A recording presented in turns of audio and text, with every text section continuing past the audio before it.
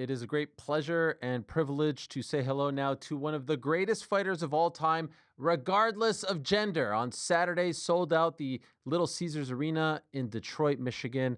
Of course, her home state. She walked in there with her 17 titles. She walked out as undisputed heavyweight champion once again. She's the one and only Claressa Shields, who is kind enough to join us right here and now. Hello, Claressa. How are you?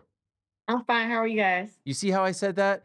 Greatest of all time, regardless of gender. We don't need to put the W there anymore. Why don't we say greatest of all time, regardless of gender? I think that's accurate. Sure, N- I can take it. Okay, all right. I appreciate this. You're being a little humble. I like that. Congratulations on the win. Congratulations on another dominant one-sided performance. Are you happy with the performance? Are you happy with what you did? Um, I am happy with my performance. It wasn't one of my best. I feel like I think it was one of my best as far as in going to the body. But it wasn't like a A+ performance to me. I think I missed with too many shots. Um, and I think that just her game plan in the first 2 rounds was just ridiculous. Like she tried to embarrass not only myself but embarrass the whole sport of women's boxing with that bullshit. Okay, so can I ask, like, in this moment, I'm watching this and I'm like, oh my God, Chris is going to take her head off. Like, no one usually does this in front of you. What is going through your mind when you are seeing these antics? Well, one, she's ducking a lot, so that's not even legal. As far as in when it comes to actual head movement, she's ducking a lot, and she headbutted me at least 3, 4 times in a fight. I had to start getting back dirty with her, start digging to her body, but I have figured it out. I have figured it out. I didn't let her run for 10 rounds straight. I cut the ring off and started landing my big shots and taking her to the body. Hey, it was just a B. It was just a B performance to me. It wasn't an A+. Fair enough. I would say the walkout and the scene was A plus, and you have fought at Little Caesars Yeah. before, but that crowd, that walkout, Rick Ross, your whole crew, it felt like some people said like that felt like a bigger scene than Pacquiao the weekend before in Las Vegas. And I'm not trying to compare the two, but like it felt like we were watching a Vegas fight and everyone was there and a really big deal. You have to be proud of the turnout and just how it all came across on television. Yeah, I think that's what I've been working hard towards. Shout out to, of course, myself, but Papoose and Win Records and Sleater Promotions. We all came together collectively to make it work. So I've done LCA twice and I've been able to do 12,000 sieges by myself. But to have, almost 16,000 fans there, be walked out by Rick Ross, I felt like Floyd Mayweather. I ain't gonna lie. I I felt loved like it. Floyd Mayweather. It was so big. I love the way you were playing to the camera, you were singing, you were dancing. It felt like you didn't have like a worry, a care, like no pressure on your shoulders whatsoever. Is that how you were feeling in that moment? Yeah, absolutely. Like I live for the lights. I'm not a person who's scared of the lights and scared of what the lights may bring. It's like I work my ass off in the dark. So when I get under those lights, I can shine bright. And Ann Wolf came to the fight to support me. She was inside the ring. To me, that was like almost a highlight of my night, besides being walked up by Rick Ross, besides it being over 15,000, 16,000 people there. It was just such a big event. It was so many highlights, but one of my biggest highlights was getting inside the ring and seeing Ann Wolf there. And to me, she is the biggest and best puncher in women's boxing. To see her inside the ring and have her support me was huge. Okay, so this was one of those interesting fights where there were a lot of interesting storylines from a promotional and business standpoint heading into the fight, and certainly in the aftermath. You made some news on TMZ before the fight saying that you had a $15 million offer on the table to fight Laila Ali. You told us in studio here, which I think may have ruffled some feathers, if I'm being 100% honest, that you were a free agent as far as after this fight is concerned promotionally. And so here we are speaking on a Tuesday afternoon. Where do we stand? I know it's all very fresh. It was just 72 hours ago, but do you have any sort of idea what move you're going to make next? I just want to hear what everybody got to say. I know that, it's always been a myth that I can't sell tickets and I don't have fans. Now that we see that's been absolutely a lie, that I can fight not only in Detroit but fight anywhere in the world, and all my fans are going to come out and watch me fight, and I'm willing to fight against the best. Now that that's understood, I think that now the price and my value has went up. It's a lot of promotion that has shown me nothing but disrespect. So it's like now that I'm a free agent, of course I want to hear what's the deals and what's the money looking like for all these different people. But Um, I just to weigh my options, you know, and Yep. talk with my team and make the best decision moving forward. Okay, so when you say you're a free agent, does that mean like today you can speak to people, or is there a grace period there where you can only speak to Salida and then you're open to talking to anyone? How does that work?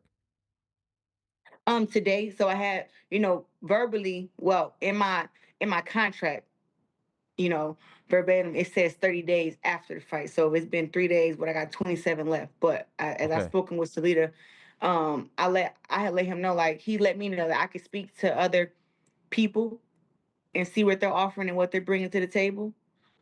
Just not to lock in anything yet until after. Okay. It seems like we may have lost her there, so we are going to reconnect with her in a moment. She said she's got about 27 days left, but I actually think that's something that makes a lot of sense on the part of Dimitri Salida. Why not have her go out there, talk to everyone, expedite this process? Why sit around and wait for about 30 days? I could see both sides of the equation, if I'm being honest, but clearly there are going to be people who are going to be interested in speaking to her. Clearly, she's one of the biggest draws in women's boxing, and clearly, we just saw on Saturday there aren't a lot of people who can sell that many tickets, regardless of the venue. I think she might be back. Is she back? Clarissa, are you there? I'm back. Sorry, Okay, I don't no, know what the heck happened. no problem, no problem. Could I ask, are you open? Are you interested in re-signing with Salida Promotions? Listen, I want to hold on one second. Okay.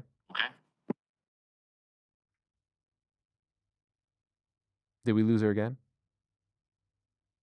She's still there? Okay. Hey, Um, sorry, I had to do something. no problem, no problem. No, listen, I've been with Sleater since I was 21, and now I'm 30, and I had a great working relationship with Sleater Promotions with Dimitri. He's not just my promoter, but he's a friend of mine, you know, and we've done great business together and we've grown together. So I'm not saying that that I'm not willing to do more business with him. It's just more of I want to see what is the best opportunity for me. You know, like I've been boxing for a long time, and everyone knows that I haven't got my best paydays, and I haven't been, I have gotten the recognition as far as in like pound for pound number one, winning the SB and all that stuff. But it was like I still haven't got like what I feel is Yes. is to me. So it's like, I believe that I should be getting paid 5, 10, 15 million a fight. I've always been able, like the past couple years, I've been able to get paid 1 million, 1,000,005, 1,000,008. Now it's like, how do I get that to, 3, 5, 10 million? Who has the best deal? And I've also already beat the best already. So, when I talk about who else is there to fight, hey, it's not my fault that these girls, I beat them early. But now the girls who are now champions is like, hey, if they're willing to pay me for these big fights, I'm willing to fight whoever. As always, it has to make sense. So I'm really just weighing my options, to be honest. Could you tell us more about this Leila Ali offer? Where does this money come from, and who wants to put it on? Who would you have to sign with in order to put it on?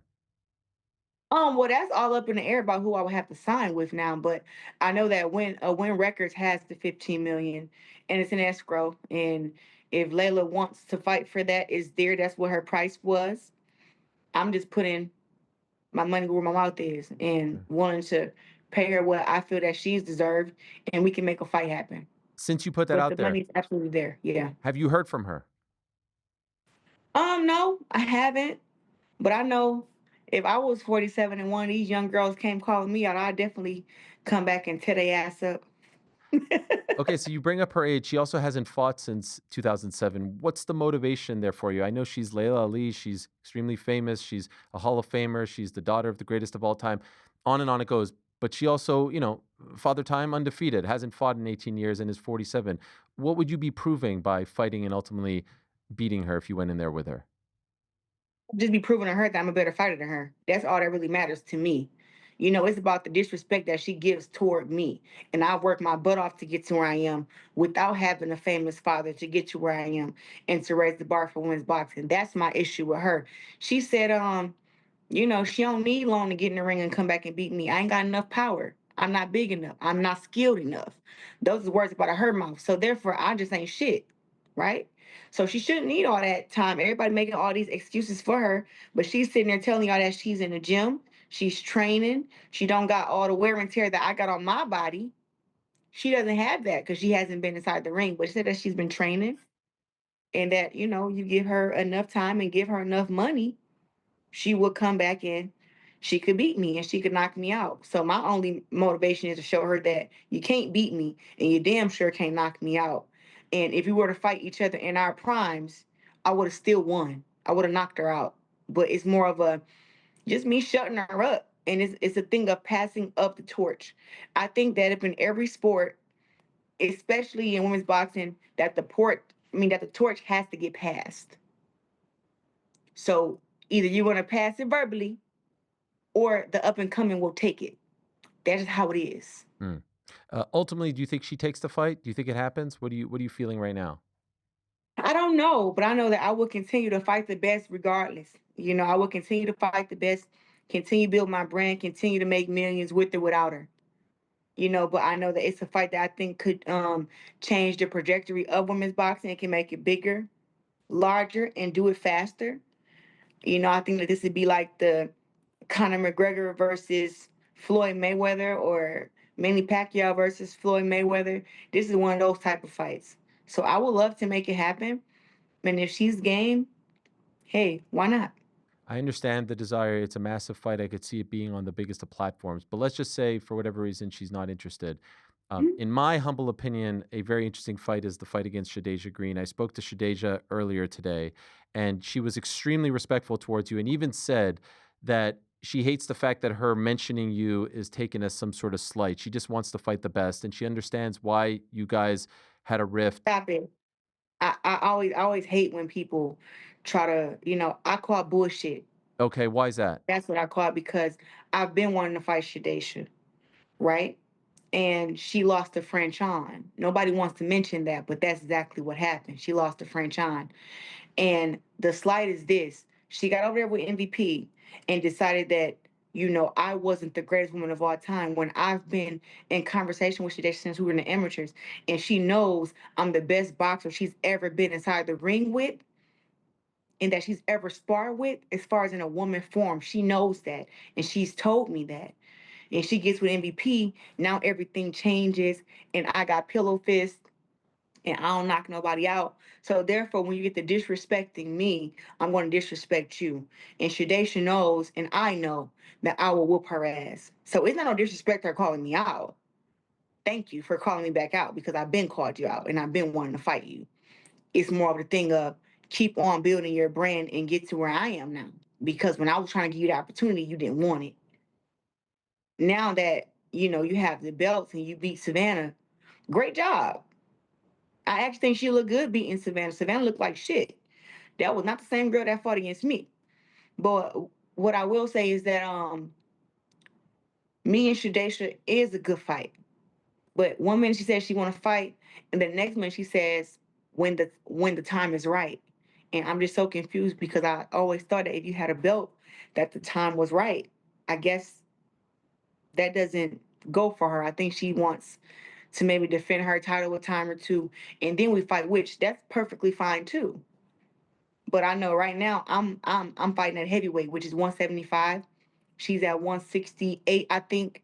And we have to talk about, is she gonna come up or do I have to come down?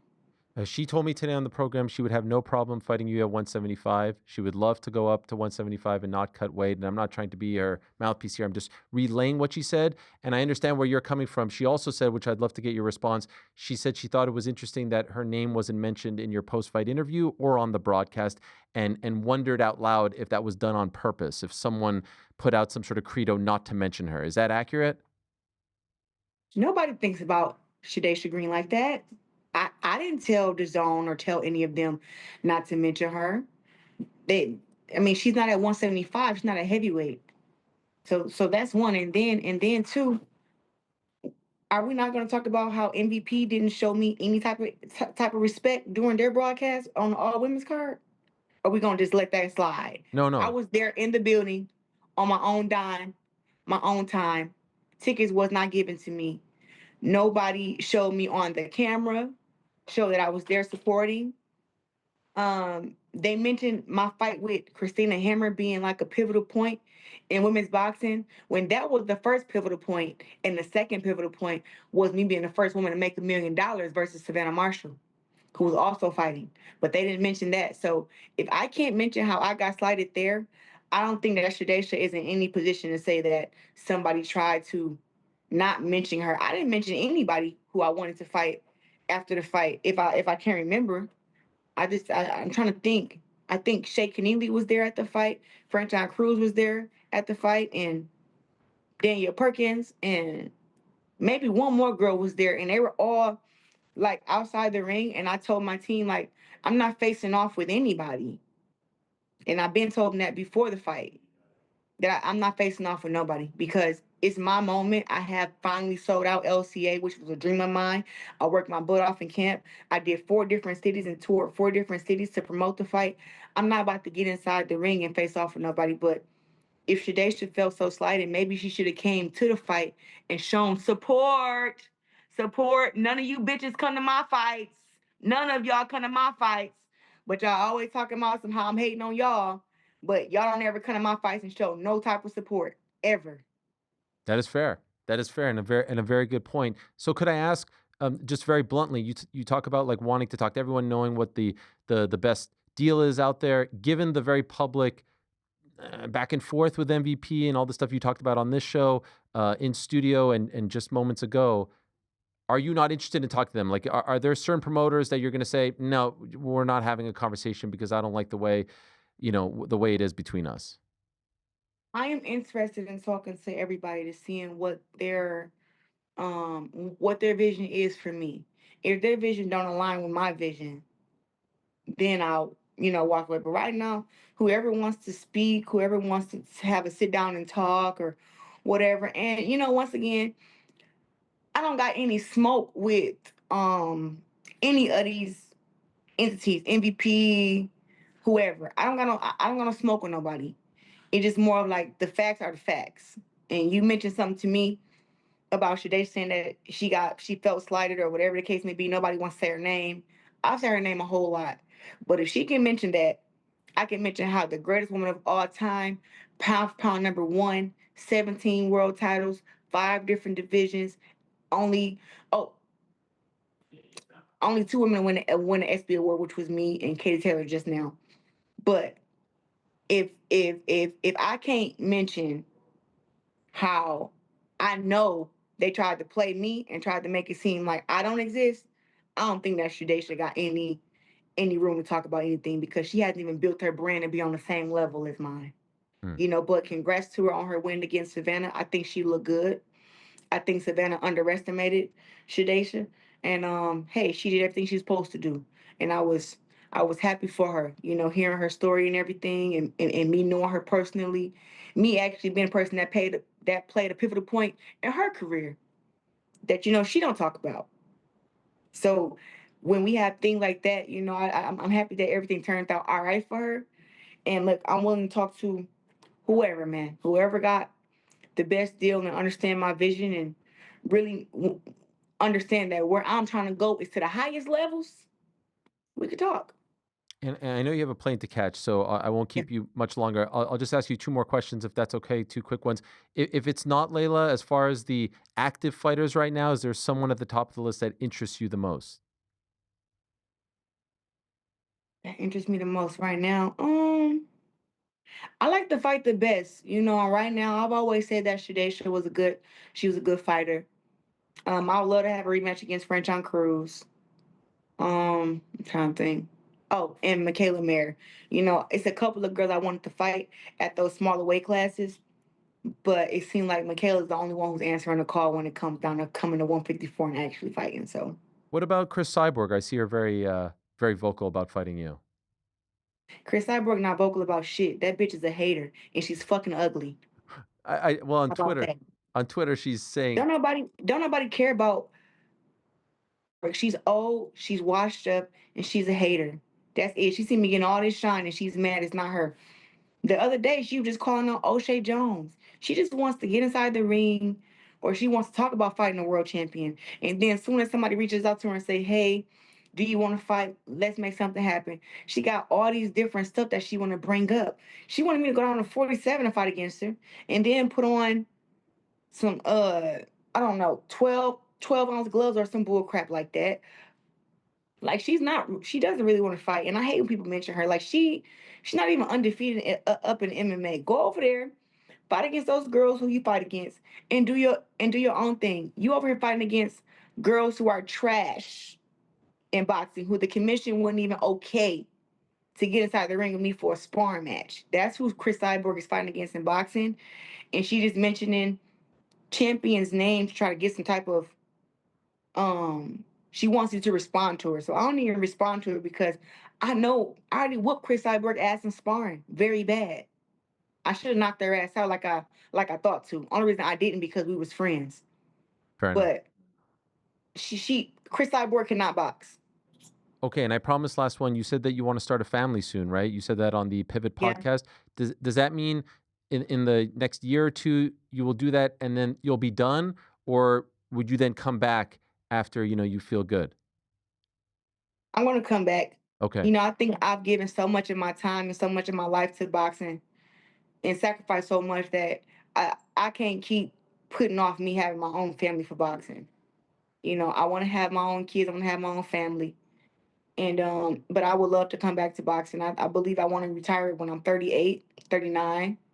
So, I've never been pregnant, but I mean, hey, just have to see if I can work out through that and keep my weight kind of okay and see what happens. But yeah, I literally have to go. Okay.